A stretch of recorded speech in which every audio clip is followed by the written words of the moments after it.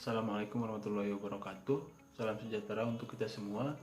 Kami dari kelompok 3A akan mempresentasikan terkait desain dan seleksi material pada spur gear. Nah, sebelum melakukan presentasi, izinkan kami memperkenalkan diri terlebih dahulu. Anggota kelompok 3A yaitu terdiri dari Ii Nurul Hapsari dengan NPM 1813, lalu ada Yudhitira Amari dengan NPM 1817, lalu ada Muhammad Yusuf dengan NPM 1859, dan Rafa Ihwan Pratama dengan NPM 1865. Outline yang akan kami bawakan pada presentasi kali ini, yang pertama yaitu pendahuluan, yang kedua yaitu pembahasan, dan yang ketiga yaitu kesimpulan. Ya, masuk ke bagian pendahuluan. Nah, roda gigi pada umumnya yaitu suatu benda dari logam ataupun non-logam yang bulat dan pipih pada pinggirnya yang terdapat gerigi. Nah, roda gigi ini sangat berguna untuk memindahkan gaya dari suatu roda gigi ke gigi yang lain.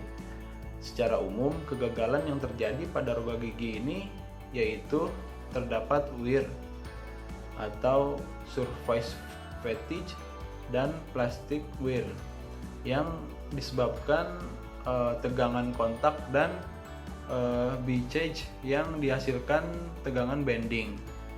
Jika roda gigi mengalami kerusakan, maka akan terjadi kerusakan yang lebih buruk pada komponen yang lain dari mesin tersebut.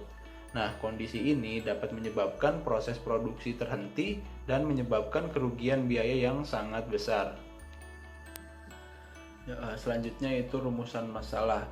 Yang pertama yaitu bagaimana desain gear spur yang baik dan benar sesuai dengan konsep ASPI chart. Lalu yang kedua yaitu bagaimana pengertian, fungsi, serta aplikasi dari gear spur.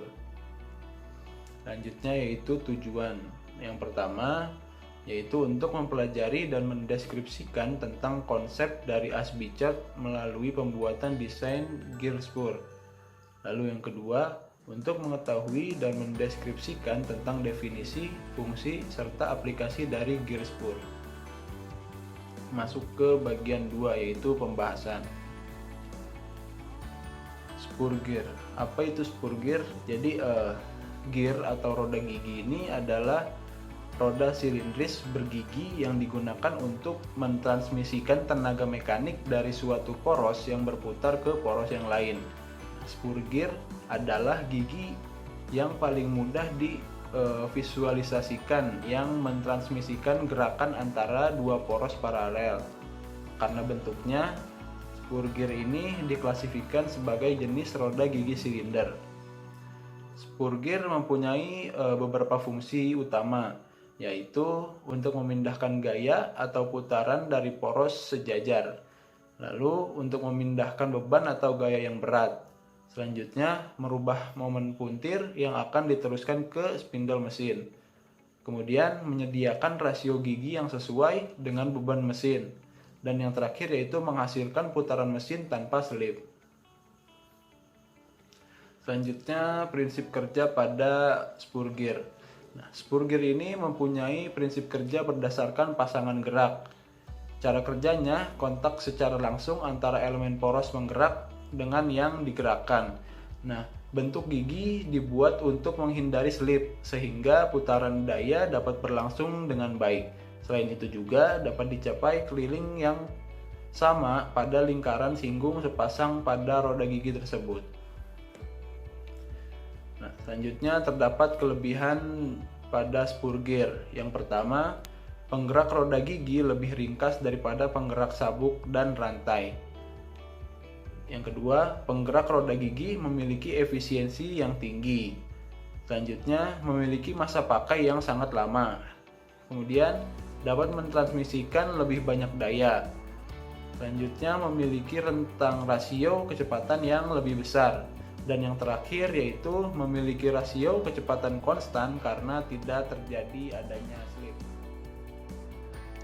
Selanjutnya kita akan bahas mengenai klasifikasi dari gear. Nah, sebenarnya klasifikasi dari gear ini ada banyak ya jenisnya, namun kita akan bahas yang paling umum dan sering ditemukan di kehidupan sehari-hari. Yang pertama adalah spurger, di mana spurger yang kita bahas ini merupakan spurger dengan bentuk yang paling umum dan sederhana, sudah dibuat secara presisi namun menghasilkan suara yang cukup bising untuk kekurangannya. Lalu berikutnya ada helical jir dengan ciri khusus adanya sudut kemiringan dari gerigi yang menghasilkan kapasitas pembebaran yang lebih unggul dan suara bising yang minim dibandingkan spurger. Dan yang ketiga adalah bevel jir dengan ciri transmisi 90 derajat atau susunannya tegak lurus dengan adanya perbedaan umum yakni dari bentuknya yang bukan silinder seperti jir pada umumnya melainkan menyerupai kerucut. Selanjutnya kita akan bahas mengenai komponen penyusun spurger. Sebenarnya spurger sendiri merupakan komponen penyusun dari suatu sistem seperti permesinan, jadi bisa dikatakan spurger ini adalah komponen penyusunnya itu sendiri. Namun di sini kita akan bahas mengenai beberapa bagian yang terdapat pada spurger, di mana diantaranya ada face width atau lebar dari muka si jir tersebut, atau bisa kita bilang tebalnya, lalu ada top line atau permukaan atas, lalu ada tooth thickness atau ketebalan geriginya dan sebagainya yang seperti bisa dilihat pada gambar. Kemudian untuk aplikasi untuk spurger sendiri ada berbagai macam, diantaranya kehidupan sehari-hari pada penggunaan dinamo seperti dalam kipas angin, lalu ada pada transmission engine pada kendaraan, dan yang terakhir ada pada seperti mesin jam mekanik. Kemudian kita akan membahas mengenai analisis gaya yang terjadi pada spurger, di mana di sini terdapat gaya dasar yang bekerja pada komponen spurger, yaitu gaya normal yang merupakan gaya yang menggerakkan spurger penggerak yang bertransfer ke spurger yang digerakkan, di mana gaya normal sendiri dapat dilihat pada gambar disimbolkan dengan istilah Fn. Lalu kemudian gaya normal di sini menyusun gaya-gaya lain yang dihasilkan juga pada spurger, yaitu gaya radial atau Fr, yang mana gaya radial ini adalah gaya yang arahnya selalu menunjuk ke arah pusat putaran atau pusat rotasi tersebut. Sementara ada gaya tangensial, yaitu gaya yang berarah tangensial sehingga membantu torsi dari perputaran si spurger tersebut. Kemudian di sini ada terkait komponen-komponen penyusunnya lagi, ada istilahnya ilustrasi pinion dan jir, di mana secara umum secara sederhana dapat dijelaskan bahwasanya pinion adalah jir dengan ukuran yang kecil dan jir di sini adalah jir dengan ukuran yang besar. Jadi pinion di sini adalah jenis jir yang mentransferkan putaran dan rotasi ke arah jir atau ukuran roda gigi yang paling besar. Kemudian di sini juga untuk arah gaya pada spurger tersebut dapat disimpulkan bahwasanya akan menghasilkan arah yang berlawanan arah. Jadi misalkan untuk pinionnya bila berputar searah jarum jam, maka jir akan berputar berlawanan arah jarum jam dengan kecepatan rotasi. Bagian berikutnya adalah pemodelan spurger. Dalam melakukan pemodelan spurger, biasanya dibutuhkan beberapa variabel dasar atau elemen dasar untuk perhitungan dari gear itu sendiri. Slide berikut merupakan tabel dari elemen dasar gear yang meliputi tipe gear yang digunakan, nilai modul, jumlah gigi dari gear kecil dan gear besar, serta derajat pressure yang digunakan. Nah, dari variabel tersebut, mula-mula akan dilakukan perhitungan diameter pitch circle dari gear kecil dan gear besar. Kemudian yang kedua akan dilakukan perhitungan jarak titik pusat lingkaran yang beberapa rumusnya dapat dilihat pada slide ini. Yang ketiga merupakan perhitungan panjang addendum dan kedalaman gigi. Kemudian yang keempat adalah menghitung diameter ujung dan akar diameter. Rumus dari perhitungan tersebut dapat dilihat pada slide ini.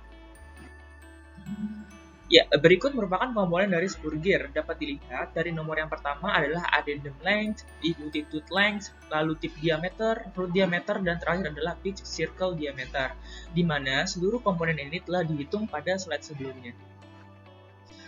Berikut ini adalah tabel dari keseluruhan hasil kalkulasi dari pemodelan spurger. Dari keseluruhan kalkulasi tersebut, kemudian dibuatkanlah gambar teknis seperti ini, di mana gambar teknik ini akan memudahkan dalam proses desain selanjutnya.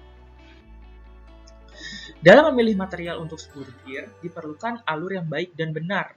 Alur yang kami gunakan diawali dengan persyaratan desain yang memuat fungsi, sasaran, serta batasan dari spurger yang diinginkan. Kemudian, variabel bebas yang dapat kita atur, dilanjutkan dengan screening, yakni mengeliminasi kandidat material yang tidak memiliki kesesuaian sifat, lalu melakukan ranking atau pemeringkatan bahan berdasarkan kinerjanya, dan yang terakhir adalah documentation, yakni meneliti material mulai dari peringkat teratas untuk mengambil keputusan material yang ingin digunakan. Perkenalkan, saya Iin Nurul Hapsari dengan NPM 1813. Pada bagian selanjutnya akan menjelaskan terkait langkah-langkah pada proses pemilihan material spur gear yang sebelumnya telah ditampilkan pada flowchart. Langkah pertama ialah menentukan batasan dari spur gear. Spur gear yang akan didesain oleh kelompok kami ditargetkan memiliki massa seminimal mungkin. Untuk mencapai hal tersebut, digunakan suatu persamaan yang dapat menggambarkan massa spur gear seperti yang ditampilkan pada slide. Langkah kedua ialah menentukan batasan dari spur gear. Terdapat dua aspek penting yang perlu dipertimbangkan dalam merancang spur gear, yakni kekuatan lentur dan juga kekuatan aus. Namun, karena kekuatan lentur atau bending strength merupakan kebutuhan utama di industri, maka spur gear didesain menggunakan kriteria kekuatan lentur. Menurut teori bending strength, kekuatan fatigue atau S dari roda gigi harus lebih besar atau sama dengan tegangan bending. Sedangkan menurut teori Lewis, spur gear harus mampu menahan beban tangensial. Persamaan kekuatan bending Lewis inilah yang digunakan karena cukup sederhana untuk menghitung material indeks pada spur gear. Nah, setelah dimodifikasi, besarnya gaya tangensial menurut teori Lewis ini ditampilkan oleh persamaan yang terdapat pada slide. Langkah ketiga ialah melakukan aplikasi pada ASBE chart. Seperti kita ketahui, terdapat banyak sekali material di dunia ini dengan karakteristik yang berbeda-beda, dan untuk membandingkannya, diperlukan cara yang sesuai. Salah satu metode yang dapat digunakan untuk melakukan hal tersebut ialah dengan memplotnya pada ASBE chart. Pada chart ini, terdapat properti di satu sumbu dan properti lain pada sumbu yang berbeda. Nah, melalui ASBE chart ini, material direpresentasikan sebagai elips atau gelembung yang lebar dan tingginya ditentukan oleh kisaran nilai propertinya. Pada slide ditampilkan salah satu visualisasi dari ASBE chart, yang mana menampilkan perbandingan dari kekuatan dengan densitas. Tahap keempat ialah proses screening atau penyeleksian. Proses ini berpedoman pada material index atau MI. Adapun pedoman dalam penyeleksian material ditunjukkan oleh gambar pada slide. Material yang terletak lebih tinggi dari guideline memiliki strength dan density yang tinggi. Garis kemiringan memisahkan material yang dieliminasi pada area abu-abu, dan bahan-bahan di atas garis ini bisa menjadi kandidat jika didasarkan pada material index. Berdasarkan ASBE chart yang ditampilkan pada slide, bisa diamati kandidat-kandidat yang dapat diaplikasikan pada proses desain spur gear. Berdasarkan proses screening yang telah dilakukan oleh kelompok kami, hasilnya menunjukkan bahwa jika mengacu pada material index, beberapa kandidat material spur gear ini bisa ditampilkan, yang mana hasil tersebut tertera pada tabel di slide. Material yang terdapat pada tabel merupakan material terseleksi yang dipilih karena memenuhi batasan kegagalan bending yang sebelumnya telah dijelaskan. Pada gambar ini terdapat plot dari biaya relatif per unit volume terhadap kekuatan, karena biaya merupakan salah satu pertimbangan yang digunakan untuk menentukan material terpilih. Nah, setelah menerjemahkan pedoman dari material index, dapat disimpulkan bahwa paduan TI berada di bagian paling atas dari garis. Langkah terakhir pada proses pemilihan material spur gear ialah documentation. Setelah proses pengkajian dilakukan, diketahui bahwa baja karbon dan baja paduan rendah memberikan bobot yang relatif tinggi, meski material ini umum digunakan sebagai material spur gear. Adapun baja paling ringan adalah IC 4140 yang ditempa pada suhu 205 derajat Celcius dan didinginkan dengan menggunakan oli. Bahan yang direkomendasikan ialah paduan titanium beta karena memiliki berat yang lebih ringan sekitar 15%. Nah, setelah proses pemeringkatan dilakukan berdasarkan material index, dapat diketahui bahwa material-material generasi baru seperti paduan titanium atau beryllium memberikan pengurangan berat sekitar 36% hingga 63% dibanding dengan bahan roda gigi konvensional. Selanjutnya membahas mengenai biaya produksi, di mana dapat dilihat di sini ada perkiraan economic batch size pada pembuatan spur gear, di mana di sini dapat dilihat pada yang paling atas ada metal shaping, ada berbagai macam metode, dan yang paling sederhana adalah sand casting dengan batch size economic batch size sebesar 10 pangkat 3. Nah, di sini itu adalah metode yang kita pilih karena merupakan metode yang paling konvensional dan paling cocok untuk pembuatan Spurgear. Adapun biaya produksi dapat dibagi ke dalam beberapa persentase yang kita temukan dari sumber, di mana di sini terdapat beberapa biaya yang keluar, ini mengenai material cost, quality, maintenance, tool atau alat, labor, equipment cost during downtime, equipment cost during operation, dan untuk case hardening yang persentasenya dapat dilihat pada diagram di sebelah kirinya. Roda gigi lurus atau Spurgear merupakan jenis roda gigi yang paling sederhana dan paling praktis. Roda gigi ini dapat dibuat dengan mesin Fries yang dilengkapi dengan kepala pembagi.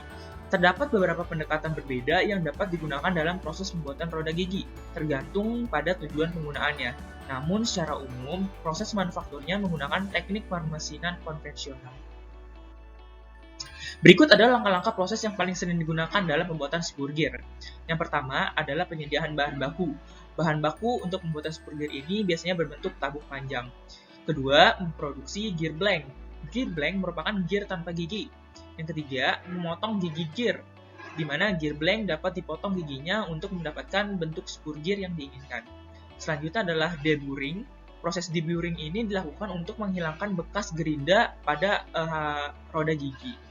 Kelima adalah pelakuan panas, di mana pelakuan panas ini dilakukan untuk meningkatkan kekerasan dan daya tahannya. Terdapat beberapa proses yang dapat dipilih, yakni ada induction, flame, carburizing, dan hibridasi.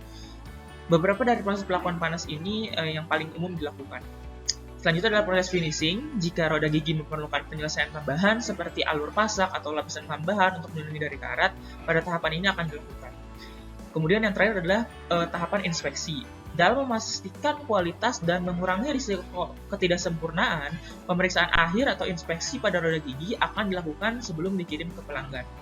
Presisi dan konsistensi sangat penting untuk integritas operasi.